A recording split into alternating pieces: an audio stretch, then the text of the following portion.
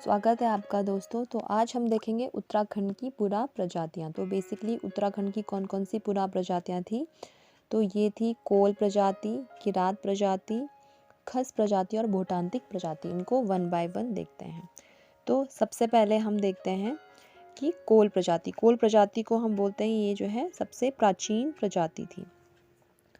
उत्तराखंड में आने वाली प्रथम प्रजाति थी कोल। ठीक है। कोल प्रजाति के लोग दिखने में क्या होते थे? कुरूप और भद्दे थे।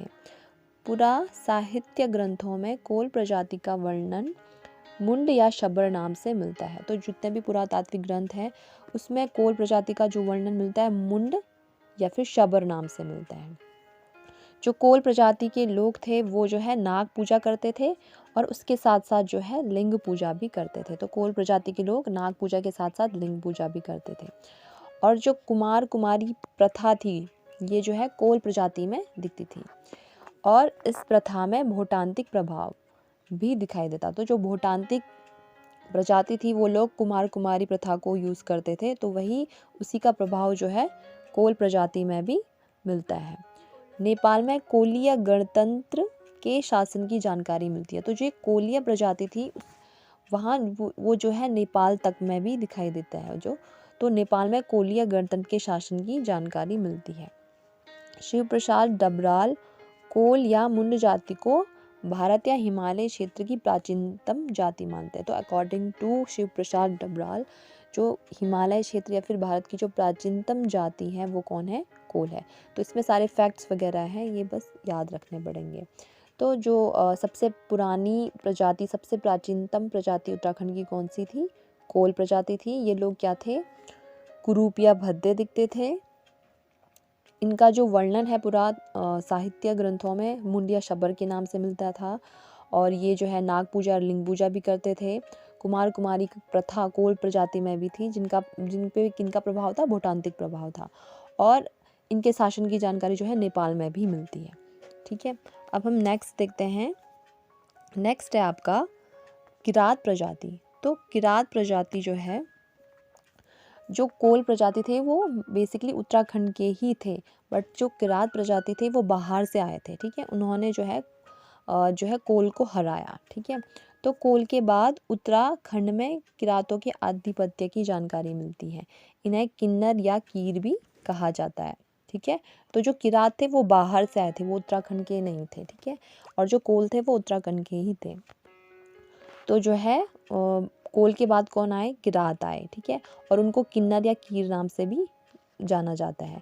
स्कंद पुराण में किरातों को भिल्ल कहा गया। तो स्कंद पुराण में किरातों को क्या कहा गया है? भिल्ल कहा गया है। और इनकी भाषा क्या थी? मुंडा। और इनका मुख्य खाद्य क्या था? सत्तू। ठीक है। तो स्कंद पुराण में किरातों को क्या कहा गया? भिल्ल कहा गया।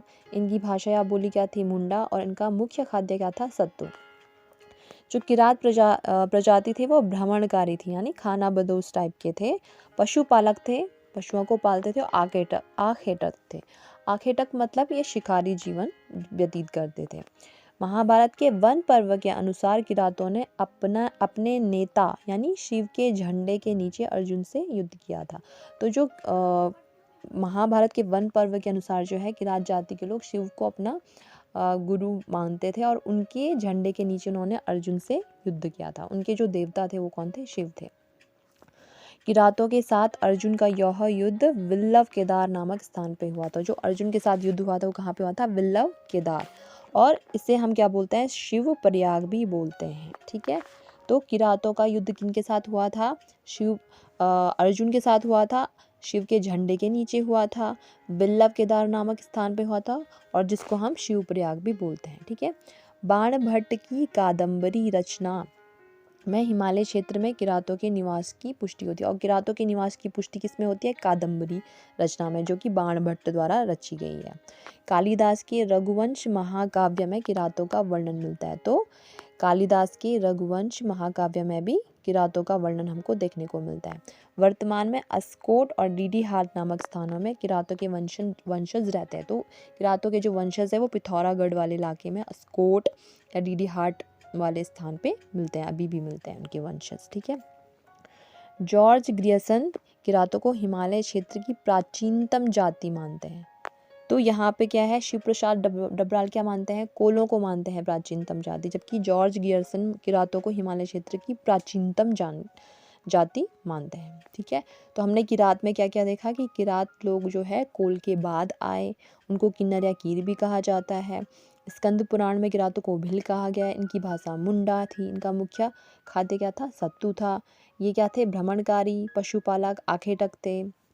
और वन पर्व के अनुसार हम देखें तो इन्होंने अर्जुन के साथ युद्ध किया था शिव के झंडे के नीचे। कौन से स्थान पे, शिवप्रयाग, जिसको कि विल्लव केदार भी बोलते थे, प्राचीन नाम। ठीक है, और बाण भट्ट की कादम्बरी से इनके बारे में पता चलता है, और कालिदास के रघुवंश महाकाव्य में भी इनका वर्णन मिलता है।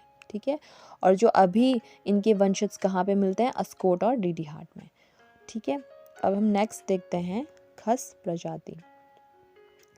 तो खस किरात के बाद अब कौन आएंगे, किरात के बाद आएंगे खस प्रजाति। तो किरातों के बाद उत्तराखंड में खस प्रजाति का उल्लेख मिलता है। खसों को 1885 ईस्वी में शूद्र वर्ग में सम्मिलित किया गया। तो खसों को 1885 में कौन से वर्ग में रखा गया, शूद्र वर्ग में। अब महाभारत के सभा पर्व के अनुसार खस लोग महाभारत के युद्ध में कौरवों की तरफ से लड़े थे। ठीक है, अब सभा पर्व, जो कि महाभारत का सभा पर्व है, हमको खस लोगों के बारे में जानकारी मिलती है। उनके अनुसार जो है, जो खस प्रजाति के लोग थे वो कौरवों की ओर से लड़े थे। राजशेखर की काव्य मीमांसा के अनुसार उस समय मध्य हिमालय के कार्तिकेयपुर नगर में खसाधिपति का राज्य था। ठीक है, राजशेखर की काव्य मीमांसा के अनुसार जो है, मध्य हिमालय के कार्तिकेयपुर नगर में खसाधिपति रहता था। ठीक है, घर जमाई प्रथा और पशु बलि प्रथा खसों में प्रचलित थी। तो खसों में कौन सी प्रथा प्रचलित थी, घर जमाई प्रथा और पशु बलि प्रथा। खसों की विधवा किसी भी पुरुष को अपने घर में रख सकती थी, जिसे टिकुआ प्रथा कहते थे। तो जो भी अगर खस में कोई भी अगर विधवा महिला है तो वो किसी भी पुरुष को अपने घर में रख सकते थे, जिसको कि टिकुआ प्रथा कहते थे। ठीक है, और झटेला प्रथा खसों में व्याप्त थी।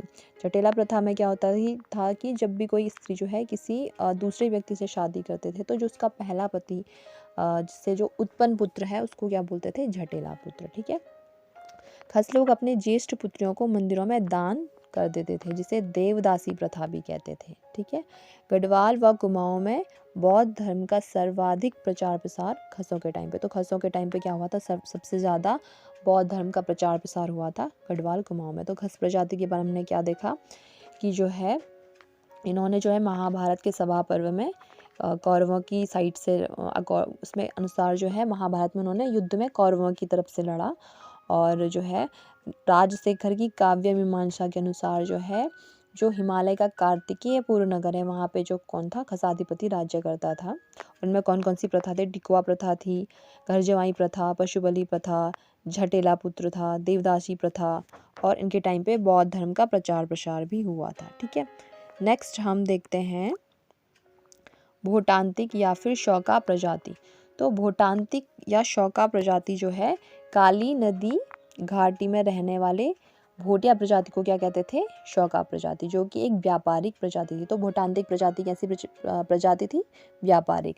1962 ईस्वी में भोटिया लोग तिब्बत से व्यापार करते थे। तो जब भारत चीन का युद्ध से पहले जो है भोटिया लोग किससे व्यापार करते थे, तिब्बत से व्यापार करते थे।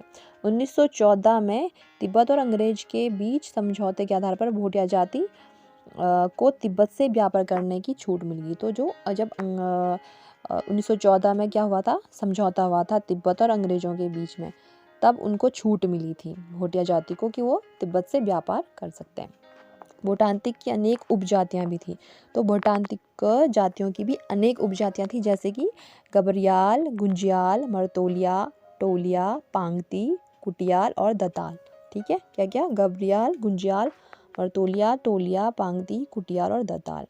भोटांतिकों की उपजाति राठ और संगोत्र में विभक्ति। तो भोटांतिक जो उपजाति थी वो भी किसमें उपजाति में विभक्ति, राठ और संगोत्र। राठ को भोटिया लोग बिरादरी का सूचक मानते थे और इनमें आने वाले परिवारों के बीच वैवाहिक संबंध स्थापित नहीं होते थे। तो जो राठ जाति के लोग थे वो बिरादरी का सूचक मानते थे और इसमें आने वाले जो भी परिवार हैं उनके बीच जो है शादी वगैरह नहीं होते थे। रणबड़ प्रथा का प्रचलन दारमा और ब्यास घाटी में रहने वाले भोटांतिकों में थी।